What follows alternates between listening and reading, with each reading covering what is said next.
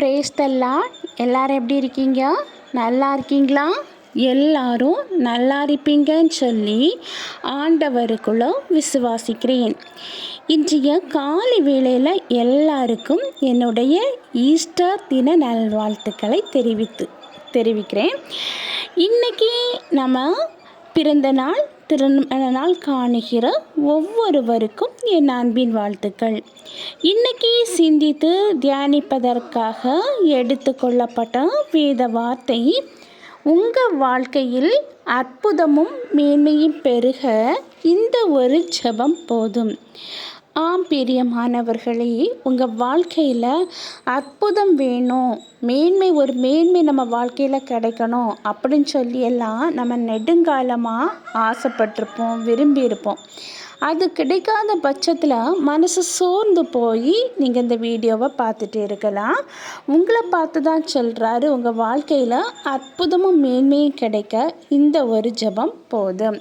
இப்போது நம்ம பைபிளில் 1 நாளாகமம் 29வது அதிகாரம் 12வது வசனத்தை எடுத்து நம்ம படிக்கும்போது, ஐஸ்வர்யமும் கனமும் உம்மாலே வருகிறது, தேவரீர் எல்லாவற்றையும் ஆளுகிறவர், உம்முடைய கரத்திலே சத்துவமும் வல்லமையும் உண்டு, எவரையும் மேம்படுத்தவும் பலப்படுத்தவும் உம்முடைய கரத்தினால் ஆகும்.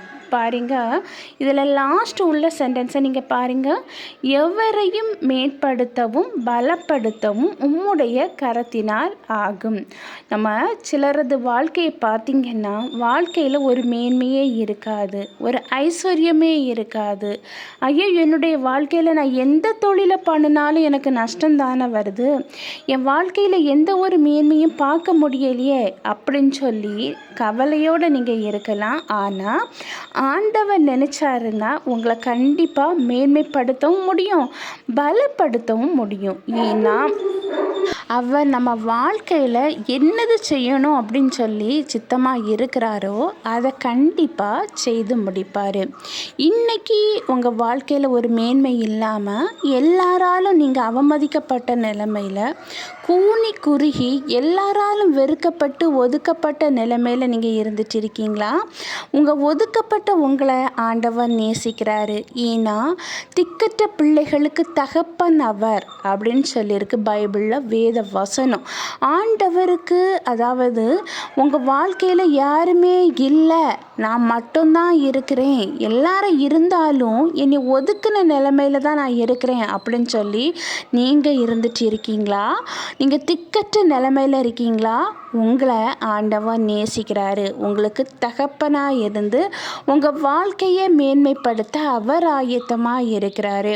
இவ்வளவு நாள் உங்கள் தொழிலில் கஷ்டமும் ஒரு நஷ்டமும் ஒரு முன்னேற்றம் எதுவுமே இல்லாமல் எப்பவும் வறண்ட நிலை மாதிரி வறண்டு போய் உங்கள் வாழ்க்கை இருக்கா? வறட்சி நிலைமையில் இருக்கீங்களா? எந்த ஒரு செழிப்பும் இல்லாமல் துவண்ட நிலைமையில் இருந்துட்டு இருக்கீங்களா?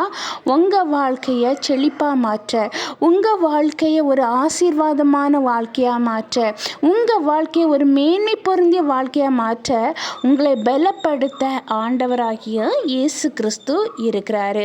இப்போ நம்ம பைபிளில் பார்க்கும்போது கண் பார்வை இல்லாத ஒரு மனிதன், அந்த மனிதனை ஆண்டவர் நேசிச்சாரு.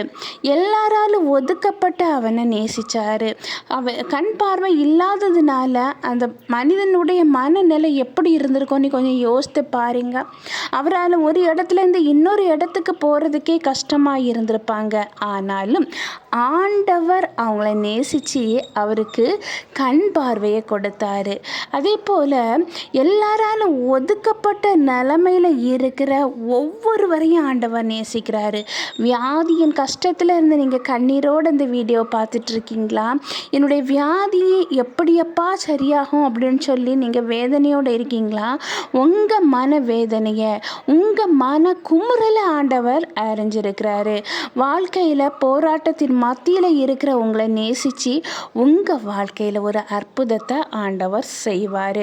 மனித மனிதனால் கைவிடப்பட்ட உங்களை ஆண்டவர் இன்னைக்கு தேடி வந்திருக்கிறாரு. எதுக்காக அப்படின்னு சொல்லி பார்த்தீங்கன்னா, உங்கள் வாழ்க்கையை மேன்மையாக்க, உங்கள் வாழ்க்கையை ஆசீர்வாதமாக மாற்ற, உங்களுக்கு பலமில்லாமல் இருக்கிற உங்களுக்கு ஒரு பெரிய மகாபலத்தை கொடுத்து உங்கள் வாழ்க்கையில் ஒரு பெரிய ஆசீர்வாதத்தை கொடுக்க ஆண்டவர் இன்னைக்கு உங்கள் வாழ்க்கைக்குள்ளே வர ஆயத்தமாக இருக்கிறாரு. செல்வ சீமானாக வாழ்ந்த யோபு ஆசீர்வாதம் அனைத்தும் இந்த பிசாசால பறிக்கப்பட்ட போது அந்த யோபு ஆண்டவரை மறுதலிக்காமல் இருந்த ஒரே காரணத்துக்காக ஆண்டவர் அந்த யோபுவை நேசித்து முன்பு இருந்ததை காட்டிலும் இரட்டத்தனையான ஆசீர்வாதத்தை யோபு வாழ்க்கையில் கொடுத்தார் அல்லவா. யோபுவை எல்லாரும் புறக்கணிச்சாங்க. பிசாசால் பாதிக்கப்படும் போது சரீரம் ஃபுல்லாக பருக்கள் நிறைஞ்சி வியாதியோடு இருக்கும்போது வர எல்லாராலும் புறக்கணிக்கப்பட்டார் இந்த யோபு. தன்னுடைய சிநேகிதருக்கு வர அடையாளம் தெரியாத அளவு இந்த யோபுவோட சரீரம் மாறியது. கெட்டின மனைவியே ஆண்டவரை மறுதலியும் சொல்லி சொன்ன பிறகு வர இந்த யோபு என்ன சொன்னார்? கர்த்தர் தந்தார், கர்த்தர் எடுத்தார் அப்படின்னு சொன்னார். ஆண்டவர் மீது கொண்ட விசுவாசம், ஆண்டவரை மகிமைப்படுத்திக்கிட்டே இருந்தார். ஒவ்வொரு நேரம் ஆண்டவரை மகிமைப்படுத்தினார். அவர் விசுவாசிச்சார், அவரை திட்டலை. கர்த்தர் ஏன் என் வாழ்க்கையில் இவ்வளோ பெரிய பாடம் அனுமதிச்சார் அப்படின்னு சொல்லி யோபுவோட வாயிலிருந்து எந்த ஒரு வார்த்தையும் வரலை. ஆண்டவர் இப்படி பல சோதனையில் இருந்த போதிலும் யோபு ஆண்டவரை மறுதலிக்காத ஒரே காரணத்துக்காக யோபுவுக்கு ஆண்டவர் இரட்டத்தனையான ஒரு பெரிய ஆசீர்வாதத்தை கொடுத்தாரு. உங்கள் வாழ்க்கையில் இன்னும் மேன்மையாகணுமா? பலமில்லாத உங்கள் வாழ்க்கை பலனோடு எழும்பி பிரகாசிக்கணுமா? செல்வ செழிப்பு இல்லாத உங்கள் வாழ்க்கை, வறண்ட நிலைமையில் இருக்கிற உங்கள் வாழ்க்கை பழையபடியும் துளிர்த்து செழிப்பாக மாறணுமா? அதுக்கு என்ன வேணும் அப்படின்னா, ஆண்டவர் உங்கள் வாழ்க்கைக்குள்ளே வரணும். வறண்டு போயிருக்கிற அந்த உங்கள் வாழ்க்கையில் ஆண்டவர் ஆசீர்வாதத்தின் தேவன் உங்கள் வாழ்க்கைக்குள்ளே வரும்போது கண்டிப்பாக உங்கள் வாழ்க்கை செழிப்பாக மாறும். இழந்து போன ஆசீர்வாதங்கள் பழையபடியும் துளிர்விடும். நீங்கள் மனசுக்குள்ளே சோர்ந்து போய் இருக்கிற காரியங்கள் நிறைவேறும். உங்கள் சோர்வு அனைத்தும் மாறும். அதுக்கு ஆண்டவர் கண்டிப்பாக உங்கள் வாழ்க்கையை மெருகேற்றுவார். உங்கள் வாழ்க்கையில் பல அற்புதத்தை ஆண்டவர் செய்வார்.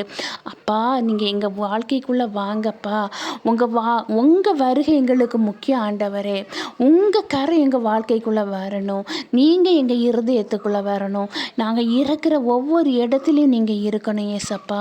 எங்களோட இருக்கணும், எங்களுக்குள்ளே இருக்கணும் அப்படின்னு சொல்லி நீங்கள் ஆண்டவற்றை கேட்கும்போது கண்டிப்பாக உங்கள் வாழ்க்கையில் ஆண்டவர் அற்புதத்தை செய்வார். ஆண்டவர் சொல்லியிருக்காரல்ல, உனக்குள்ளே நான் இருக்கிறேன்னு சொல்லி. எல்லாரும் சொல்லுவாங்க உன் கூட இருக்கிறேன் அப்படின்னு சொல்லி. ஆனால் உனக்குள்ளே இருக்கிறேன்னு யாராவது சொல்ல முடியுமாங்க?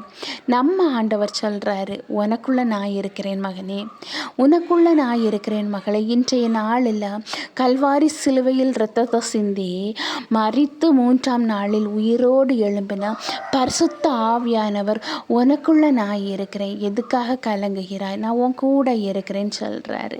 இதை விட பெரிய பாக்கியம் என்னங்க வேணும்? கண்டிப்பாக இன்றைய நாளில் ஆண்டவர் நமக்குள்ளே வந்து வாசம் பண்ண ஆயத்தமாக இருக்கிறாரு. நம்ம ஆண்டவர் ஏசப்பா என் வாழ்க்கைக்குள்ளே வாங்கப்பா அப்படின்னு சொல்லி கூப்பிடுவோமா? ஒரு சின்ன ப்ரேயர் பண்ணலாமா? அன்பின் பரலோக தந்தையே, அப்பா, இந்த அருமையான வேலைக்காக நன்றி ஆண்டவரே. எத்தனை பேருக்கோ கிடைக்காத நல்ல ஒரு தருணத்தை எங்களுக்கு தந்தீங்கப்பா, அதற்காக நன்றி ஆண்டவரே. இப்பொழுதும் ஆண்டவரே, என்னோடு கூட சேர்ந்து ஜெபிக்கிற ஒவ்வொருவரையும் கண்ணோக்கி பார்க்க வேண்டும் என்று ஜெபிக்கிறேன் ராஜா.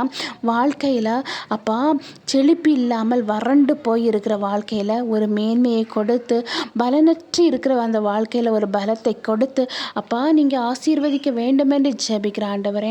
அற்புதத்தை அந்த வாழ்க்கையில் செய்ய வேண்டும் என்று ஜெபிக்கிறப்பா.